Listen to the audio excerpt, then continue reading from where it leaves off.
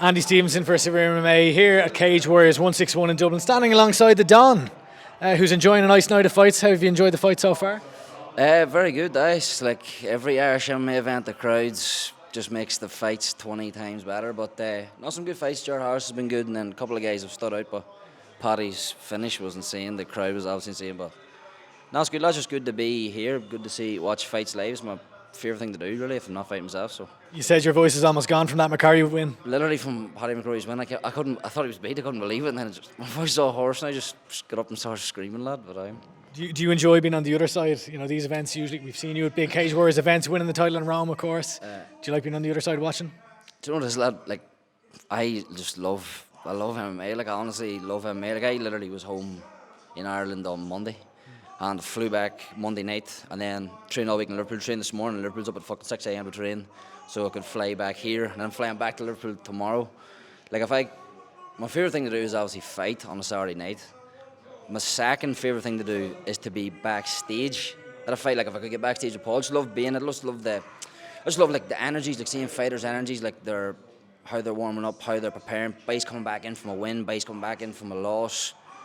Just that energy is like nothing you can ever experience. There's nothing else like boys backstage preparing to go out and fight.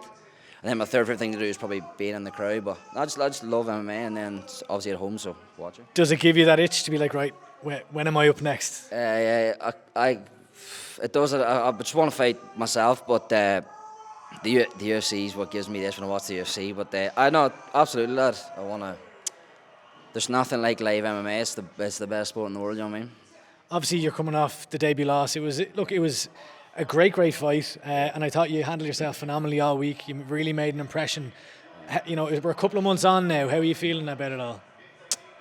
The fight is like there's no low like a low in MMA. It's like it's shite, lad. But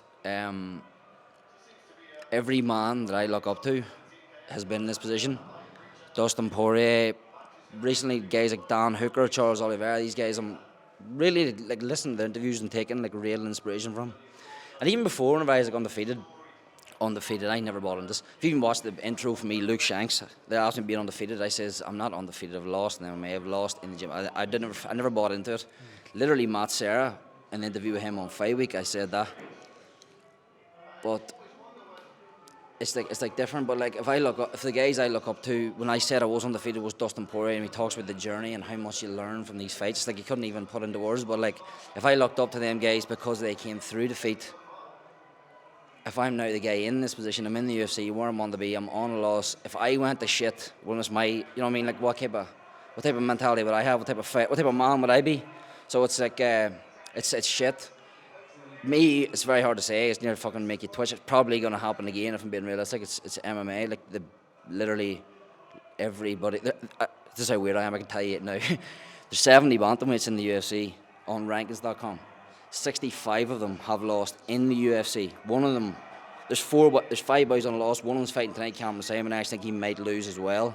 That would make 66 of the 70 bantamweights have lost in the UFC. So it's shit, lad. It's part of the sport. Fuck, I took a lot from it though. You see these guys with nearly 30 pro fights, 15 minutes in live competition with them is like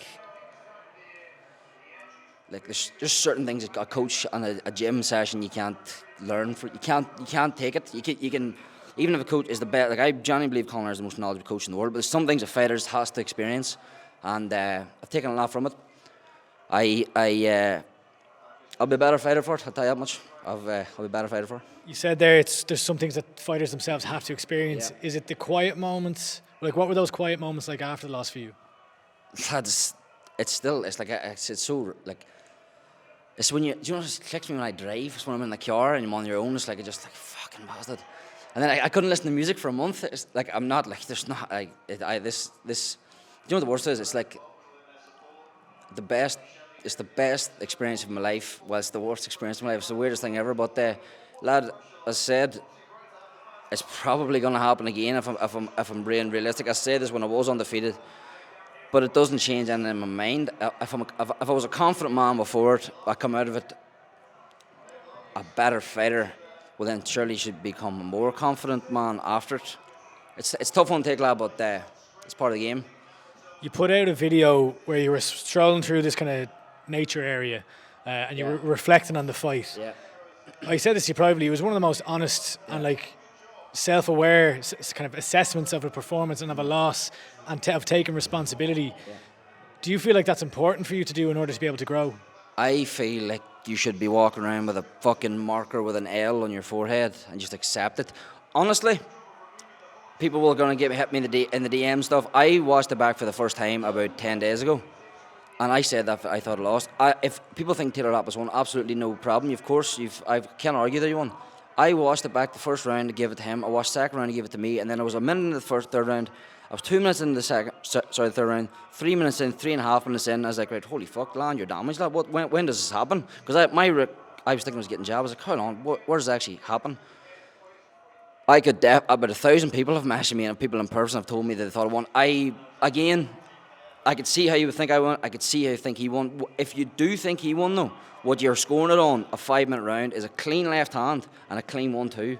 If that's outscoring me, then 100% no problem. I've got no arguments with it. But fuck, it was close, and I do believe he's a high-level guy. But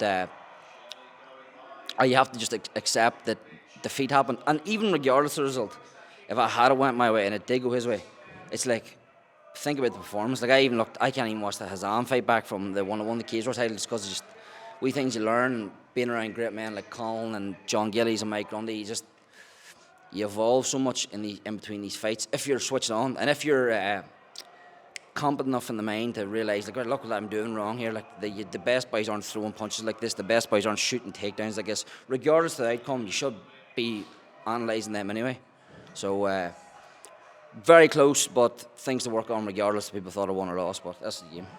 Where are we now? What are the conversations like with the UFC? When can we expect you to see you again? Honestly, if Saeed Nurmagomedov or his guy pulls out in Abu Dhabi next week, I swear on my life I will go to Abu Dhabi next week and fight them. No problem whatsoever. We're preparing for December. There's a fight tonight to say Christian Rodriguez, who just missed weight, is fighting Cameron Simon. If Cameron wins, I don't deserve to fight him because he scores 4-0 in the UFC. If he's on a loss, then I could maybe, if he loses. So I don't know what it works. I think they kind of put wins against wins and loss against losses. So I'd like to fight Rosas. I'd like to fight Rosas.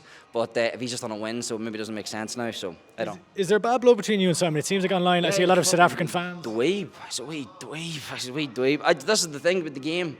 This guy, people think, oh, he's 3-0, you're 1-0. I was like, throw Taylor Lapis in with him, sure, see how it goes. Do you know what I mean? He's a kid. I'll break him in half. He came out after and he goes humbled. I was humbled after the fight or something. Then he put up a tricolour. But like, see this word humble. Like, I just like see people who say this to me. It's like, you don't even understand like the game. Like, you don't even. I don't go as far as say you don't understand life as much as me. It's like, I don't need humbled. I know the sport so much. I know the sport. I know this game. But I'd love to fight Cameron Simon. Handy one. I know you're obviously coming off a loss. You took the world by storm that fight week. You got a lot of eyes on you. I already know the answer to this question, but can fans expect a different the Don come fight week next time, considering you're coming off a loss? Like a really preserved, quiet guy. Just real, just just shows up, does no media, doesn't call anyone out. No, because you know what it was. There's Sao Paulo show, and there's I didn't know what it was. I just had in my head that the UFC is going to make me this fucking like villain. Like, I just go to Sao Paulo and fight the Brazilian guy, go to Canada and fight the Canadian guy. But I don't know what's gonna happen. No, I just racked off energies, lad. Like, I'd be honest. Like, they were booing me, so like, what am I gonna do? Like, give them a thumbs up? Fuck them. But no, lad, I'm the same guy. I'm till my gym used to sell a t-shirt called, it was Humble Confidence, which makes no sense, but it actually makes the most sense ever if you know the sport. So humbled but more confident, if that makes sense. Maybe, I don't know. Last one for me. Where does your relationship between yourself and French MMA stand currently? French MMA is shit. I just drew the short straw against Taylor Lapis. He's a fucking 59 fights, the bastard. French MMA for the most part shite here. If you want to put me in Paris next year and put me against another French guy, 100%. I don't care. And do you know what? My God, I landed. This is swear my life is the truth. I got the flight today from Liverpool to Dublin, and then I got a bus from Dublin Airport to O'Connell Street. Get off O'Connell Street. First people I meet, fucking six young French lads stand there, start giving me abuse. Not In Ireland. In Ireland, what are the odds? Not one Irish person knew who I noticed me out last, but really 6 French guys. Oh, bad luck. Well, look, I really appreciate the time. I hope you enjoy the rest of the fights. Can't wait to see you back in there, and appreciate the time. Talk to you soon.